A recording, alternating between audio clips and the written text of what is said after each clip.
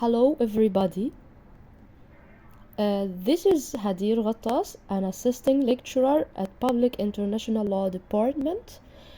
We are today to discuss the main subjects and points which were raised and dealt with by the societal issues subject which we have been studying during this term. As we all know that the societal issues subject deals with many issues related to the Egyptian society that the students must be aware of.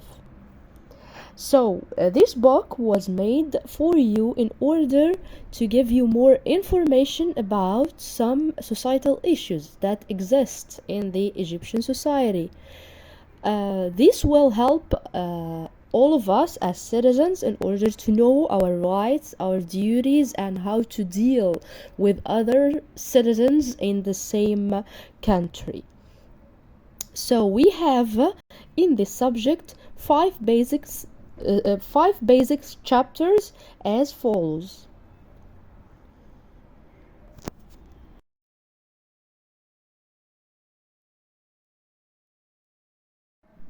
Chapter 1 deals with sustainable development and climate change. Chapter 2 deals with human rights.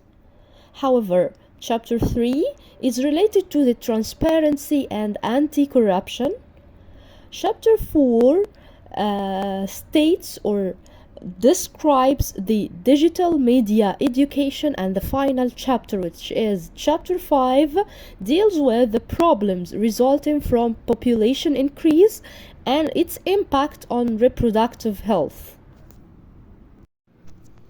In Chapter 1, which deals with sustainable development and climate change, we have explained many points, most important of which were what is the sustainable development and the objectives of the sustainable development and the relation between the sustainable development and Egyptian vision of 2030.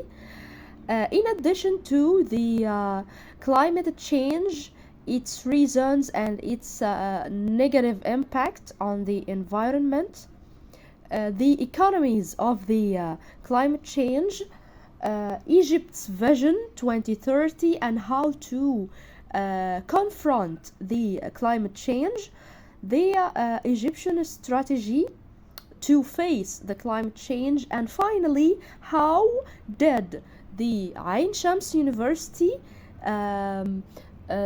participate in the plans for confronting and facing the climate change.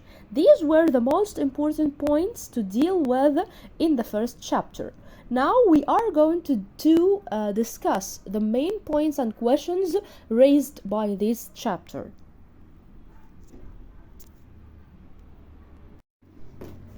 One of the most important questions raised by Chapter 1 is the sustainable development is concerned with studying the past and understanding reality, and this is a false statement because the sustainable development aims for achieving the needs of people at present without endangering the ability of future generations to achieve their needs.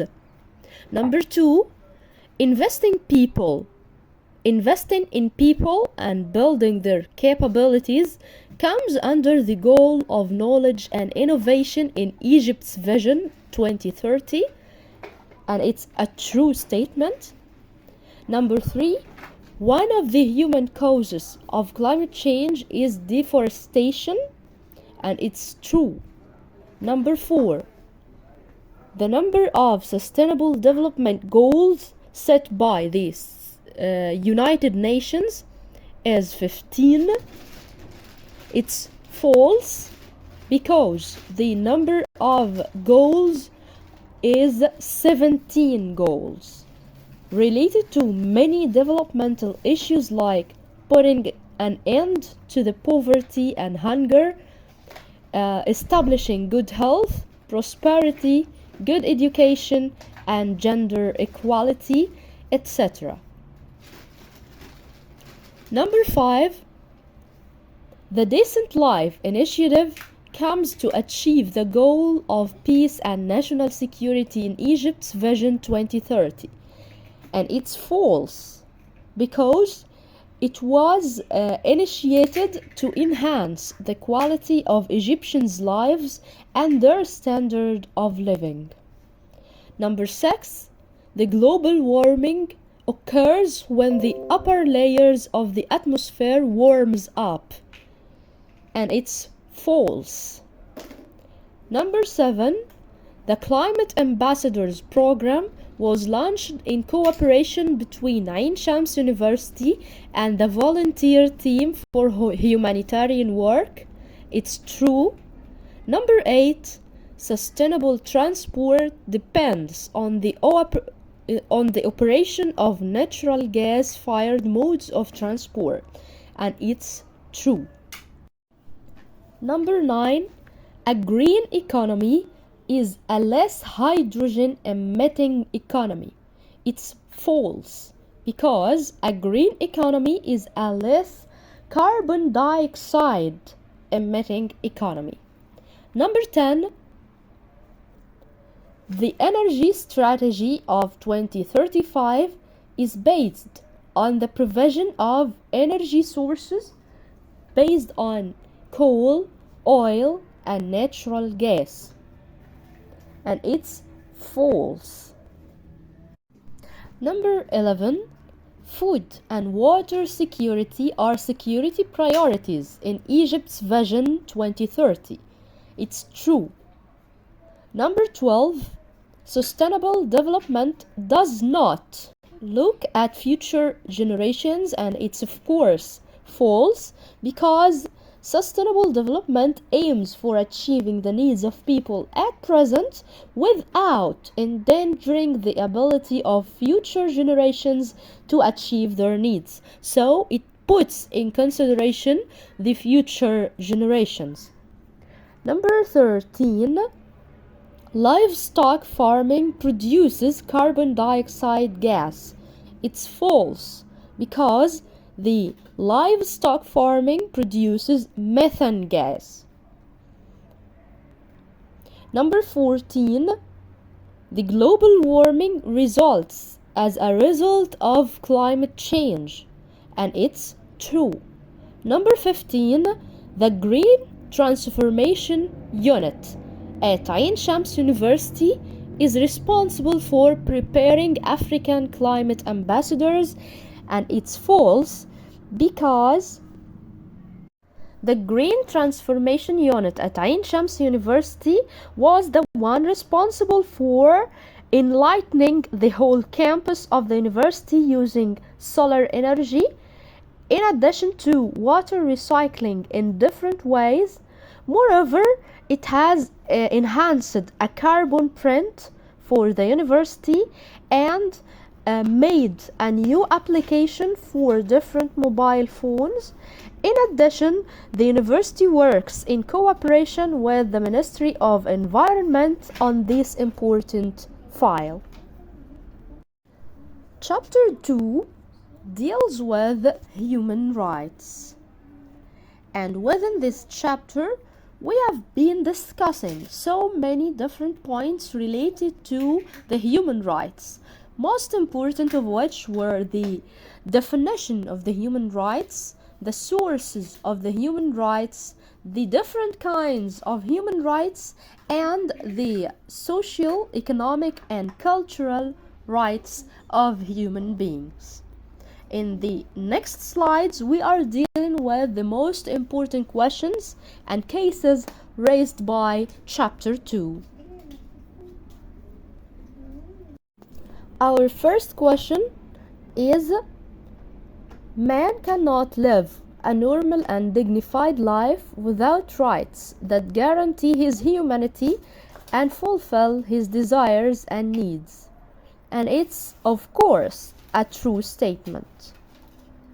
Number 2, human rights are general and universal legal guarantees that protect every human being without discrimination, regardless of sex, nationality, language, religion, or ethnic origin. And it's true. Number 3. Human rights do not receive the attention of the international organizations, and it's false because the international organizations give a great attention to human rights and many conventions on this matter have been issued. Number 4. The Universal Declaration of Human Rights is one of the most important international conventions that guarantee and protect human rights and freedoms. And it's true. Number 5. The presumption of innocence holds that a person is innocent unless proven guilty. It's of course true. Number 6. Women's rights are an integral and inseparable part of the universal human rights. It's true. Number 7. The rights of the child are among the most important human rights in the United Nations system. It's true. Number 8. Civil and political rights of man shall be established from birth and shall remain with him until his death. It's true. Number 9.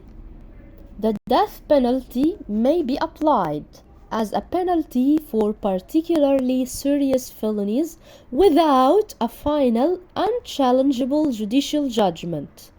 It's of course false, as the death penalty requires a final, unchallengeable judicial judgment. Number 10. Medical and scientific experiments may be carried out on an individual without his free consent. It's false. Number 11. A person has the right to move, reside, and migrate from one place to another without any restrictions or procedures. It's false. Number 12. The economic, social, and cultural rights do not require positive state intervention. It's false. Number 13. The Convention on the Rights of the Child does not include special protections for street children. It's false because it has included so many rules dealing with the protection and the rights of the street children. Number 14. Every person shall practice the rites of his divine religion in a manner that does not conflict with the requirements of public order and morals, and it's of course true. Number 15. The worker has the right to social insurance in cases of incapacity for work, old age, and unemployment, and it's true. Chapter 3. Transparency and anti-corruption. In this chapter, we have dealt with many problems and cases, the most important of which were what is the transparency and what is the impartiality, and what is the corruption and its different kinds, and the means of confronting the corruption. In the following slides, we are to discuss the most important cases and questions raised by this chapter. The first question is: corruption is a global phenomenon that is amplified and branched out to threaten the stability and security of societies, and it's true.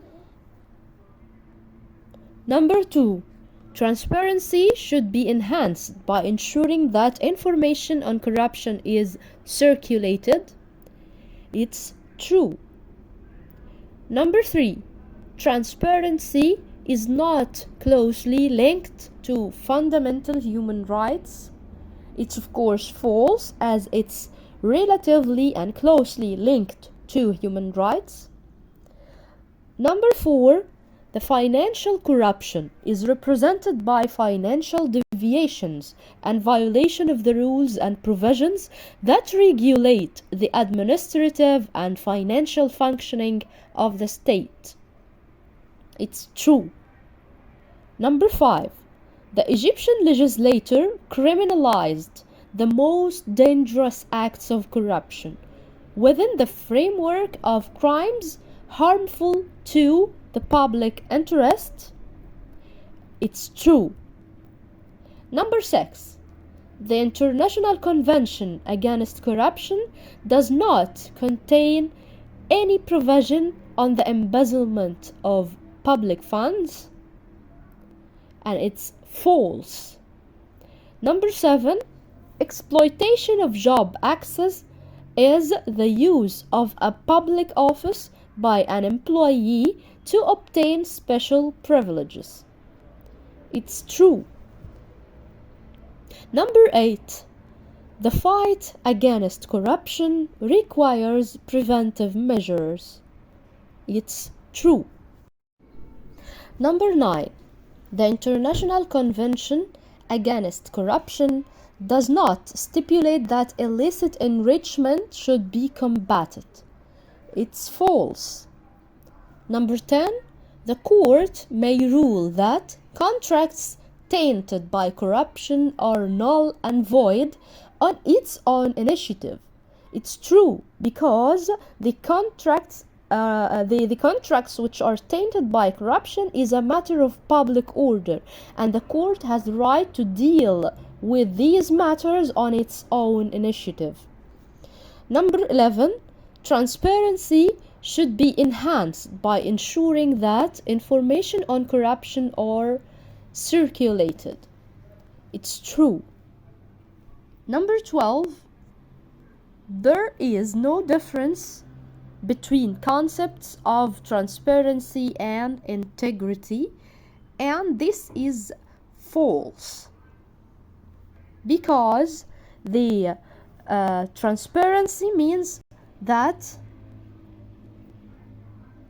there is a full clarity in decision making, the actions of public bodies and institutions and facilities, the clarity of their relationship with the staff, beneficiaries and funders, the publicity of actions and objectives, and so that all information is presented and available for oversight and accountability. However, the integrity or impartiality means that there must be an adherence to fundamental values, principles, and work ethics that must exist in persons, and therefore it relates to honesty, sincerity, professionalism, and non-harm to the others.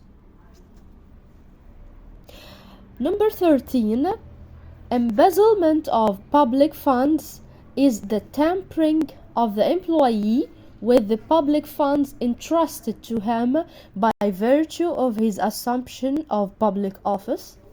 It's true.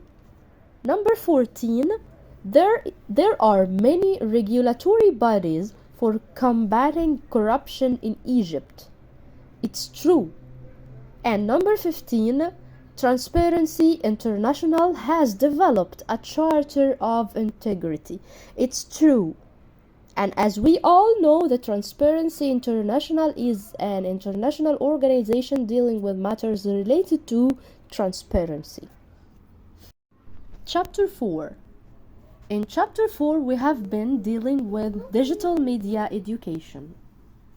In this chapter, we have studied the definition of the digital media education, its objectives, the digital mass media, and the blocks resulting from this mass media, this digital mass media, the fourth generation wars, and finally how to use the results of analyzing the content of social media in our digital mass media.